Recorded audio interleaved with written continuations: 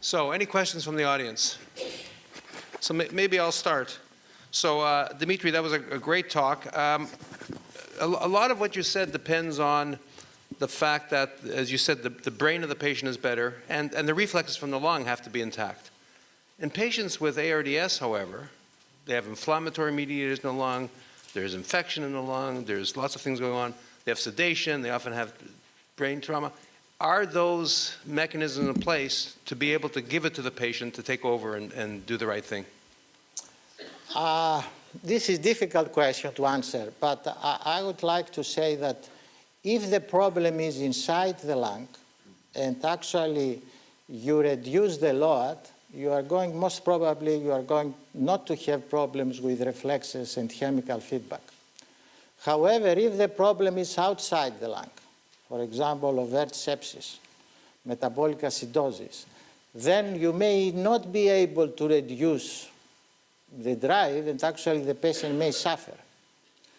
So, and I'm not saying that, okay, you have to use proportional mode from the beginning. Most probably, you need some time to resolve the acute cause, but then I think it is very safe to place the patient on proportional mode. I don't know if Laurent has.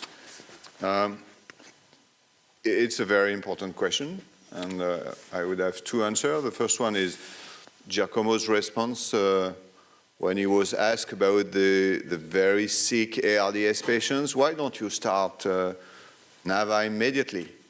Wow, these patients, so sick, FiO2, so high respiratory drive, I wouldn't do it. And my feeling as a clinician is I agree.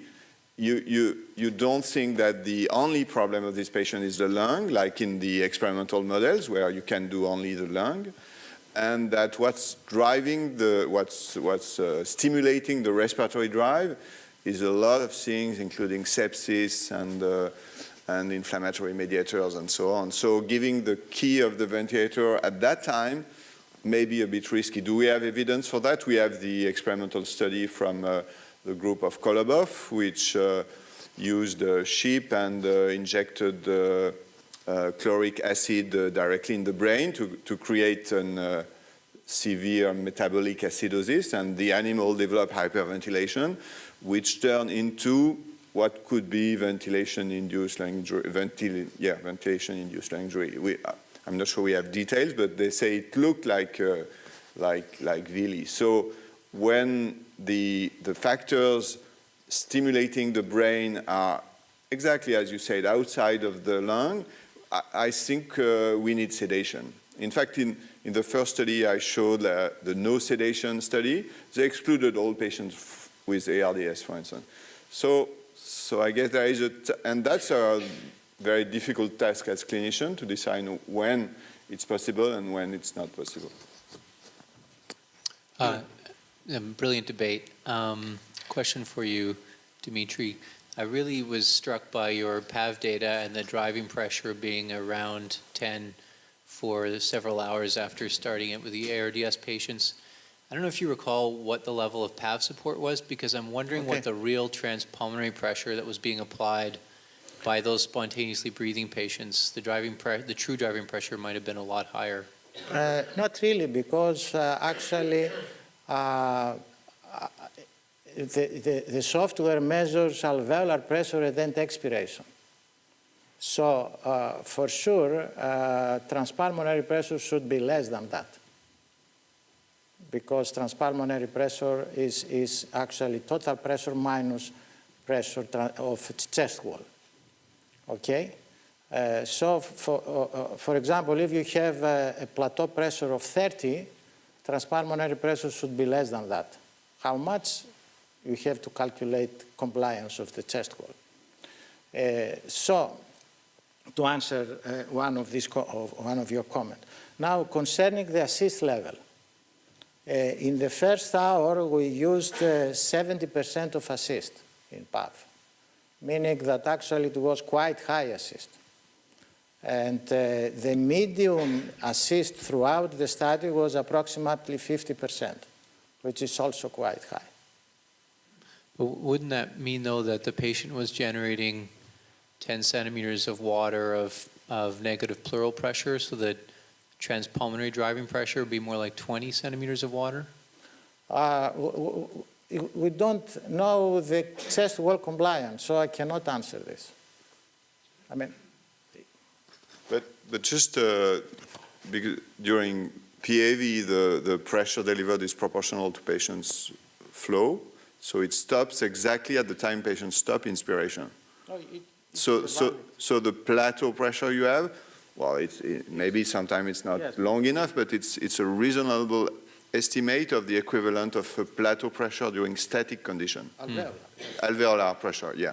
I mean, yes, it's important to understand that because with PAV, there is a link between the end of neural inspiration and the end of mechanical inflation.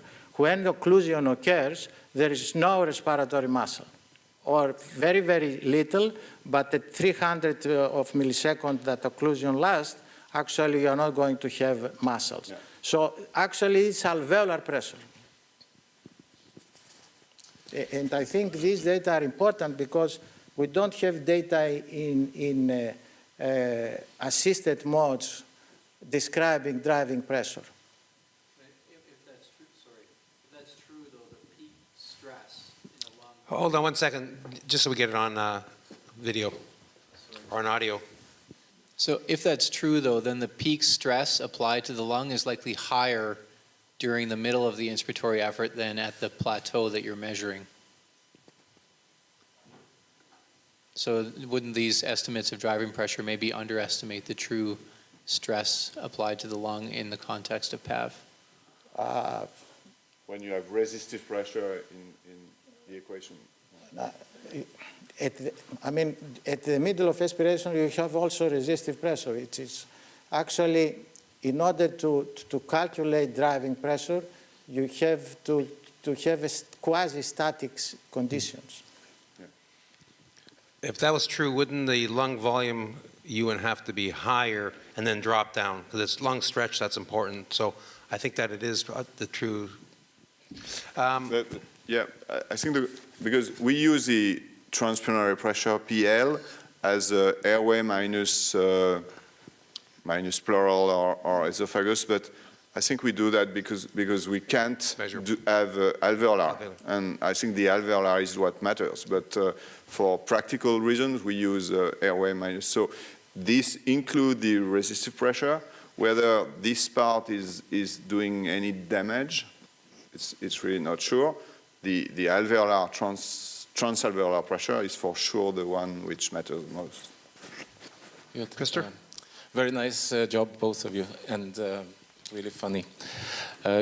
My question is, I guess you're both equally right, in a sense. My question is just, how do you know when to go? Because you have no clue about the drive. You can't even tell if the patient is breathing or not. We can tell with PAV and perhaps later on with NAVA, like some stuff about the load involved or the efforts involved. Like, but we really have like no clue really. We can watch the patient's chest wall and we can watch the pressure volume curve of the ventilator. But really, when would you switch from one to the other? When would you paralyze? Or when would you not? So me would say like just my suggestion would be like somewhere what we see with, I think you see with PAV too. When you use proportional modes, when the shit hits the fan, you can't miss it. It really shows. Whereas when you go to a controlled mode, you can have as much asynchrony as there can be. And if you're lucky, you see it. But usually it just passes without knowledge. And for the paralysis, I think that the factor we're missing here is actually that asynchrony, because these patients need reduced metabolism. That's what drives the CO2, and that's what drives everything. I mean, they're flat on their back. The only increase they have is hard work of breathing, which metabolism is doing. And that could be the thing of the paralysis. Well, so the first question is simple, is we have data. Paralysis work in patients with PF below 120 when they did the sub. So this is a group where, and so the second aspect could be, well, let's have a trial and see what's the driving pressure, for instance, with a proportional mode.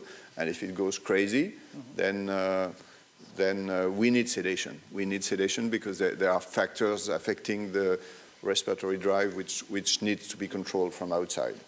Like you need to treat infection, you need to wait until sepsis is treated and so on.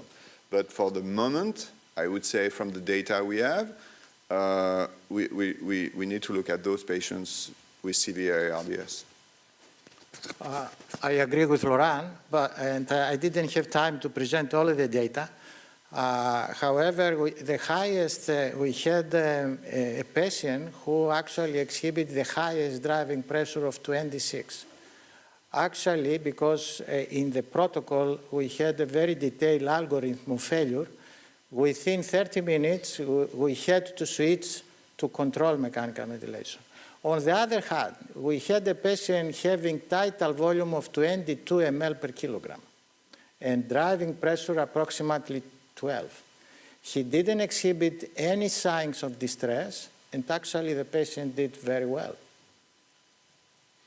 I want to go back to your question about whether we know the brain knows best or not, and in severe disease, is the brain still have all the appropriate reflexes? Brain and the lungs. Why don't we just set up a list of neural functionality tests you can do? So the zero breath you showed of the Grasselli paper, do an occlusion, look at the neural TI or PMUS TI, and see if the patient demonstrates with a simple test if their reflexes respond the way that we think. Change your pressure support levels, see if the drive comes down. Just, we can have 2 or 3 neural functionality tests, and then we can see if we can at least expect them to respond the way we, on these proportional modes. We are doing right now this, Jennifer. I cannot say anything. Thank you. That was a fascinating debate. I must admit, I think you both did well, but I think we have to sum up this talk as the doctor's brain controls VT and the patient's brain controls delta P. I like that very much. So thank you both.